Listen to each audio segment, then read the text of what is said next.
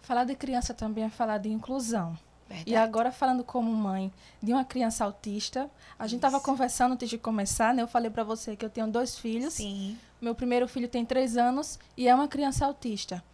Acompanhando o seu trabalho, eu vi que você também realiza ações com a inclusão de crianças autistas. Gostaria que você falasse um pouquinho sobre isso. A gente tem, o governo Paulo Dantas, ele prometeu e ele cumpriu que ia criar a Secretaria da Cidadania e Pessoa com Deficiência. Então, só daí eu já acho que é um super ganho para o Estado, porque o governador garantiu que tem uma pasta pensada justamente para o TEA, para o TDAH, para a pessoa com deficiência visual, auditiva, enfim. Vai ter uma secretária, vai ter todo um organograma próprio pensando nesse tema.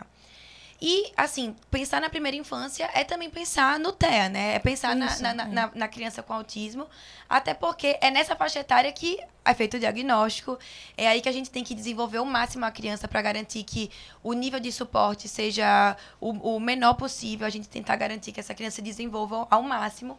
E hoje a realidade do Estado, na verdade, é que está passando por um alto número de judicialização, porque a gente não tem ainda uma rede completa para atender essas crianças. E uma das promessas também do governador foi criar e lançar o Centro de Referência para a Pessoa com Autismo.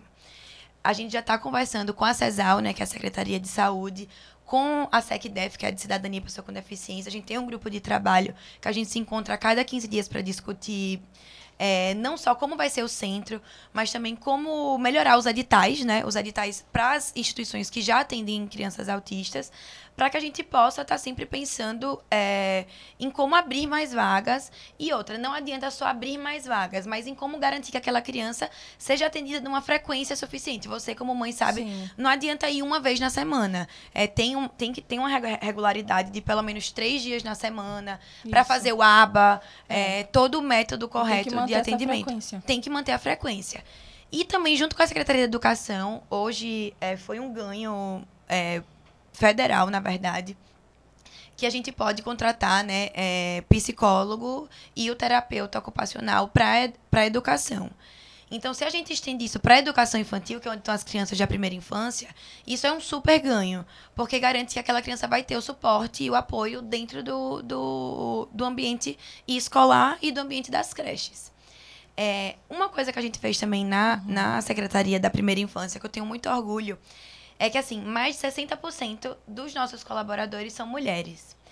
Então, eu acho isso muito importante quando a gente pensa em paridade de gênero, quando a gente pensa em resgatar, né, o direito da mulher, mas também a gente pensou nas outras minorias, em pessoas com deficiência, na comunidade LGBT, na comunidade quilombola, na comunidade cigana. Então, hoje, a nossa secretaria, a gente contempla todas essa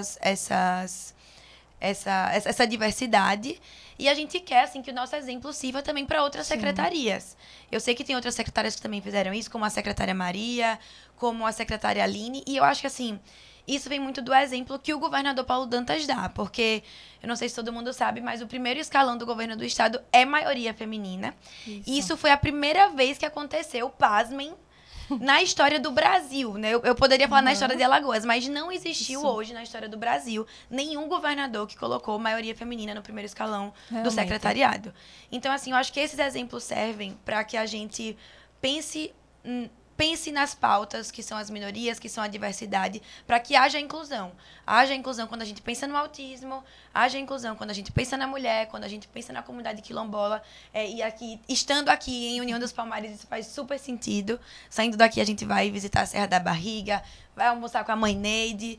E realmente de passar essa mensagem que é do respeito, da luta contra o preconceito, de falar que a gente tem que aprender e saber dialogar com todo mundo. Eu acho que essa é a mensagem que o governo está querendo passar, e eu acho que tem passado com muita maestria.